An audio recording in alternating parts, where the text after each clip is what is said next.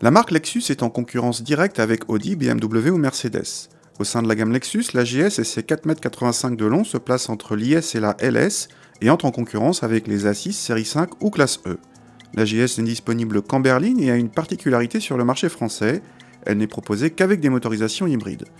On trouve ainsi la 450H et ses 345 chevaux, et en dessous notre GS 300H et ses 223 chevaux cumulés par un 4 cylindres 2,5 litres essence et un moteur électrique. La GS 300H partage le même groupe motopropulseur que l'IS 300H. A l'intérieur, pas de doute, on est bien dans une voiture de luxe. La présentation est cossue, les plastiques flatteurs, l'équipement est complet mais l'ergonomie réclame une certaine habitude, notamment avec ce joystick à utiliser comme une souris.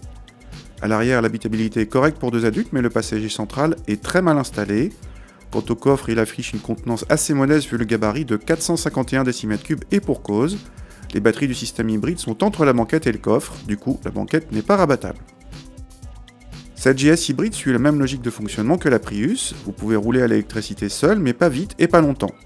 Le moteur thermique entre rapidement en action mais il est très discret, les performances sont quelconques vu le standing de la voiture et la transmission à variation continue si elle est très douce gomme toute sensation de puissance. Côté châssis, la voiture est assez ferme à basse vitesse mais plutôt dynamique sur route malgré un poids élevé. Le freinage ne pose pas de problème pour la puissance mais s'avère difficile à doser.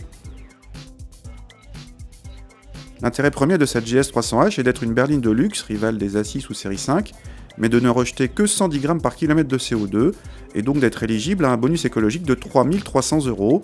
Elle est la seule de la catégorie à y accéder, même si c'est au prix de performance moindre. Cela se traduit par des consommations très raisonnables pour la catégorie, surtout en essence, avec une moyenne annoncée à Lexus à moins de 5 litres. Côté tarif, pas de mystère, on est bien dans le monde du luxe avec une entrée de gamme à 50 000 €. Notre modèle d'essai en finition luxe atteint les 56 900 €.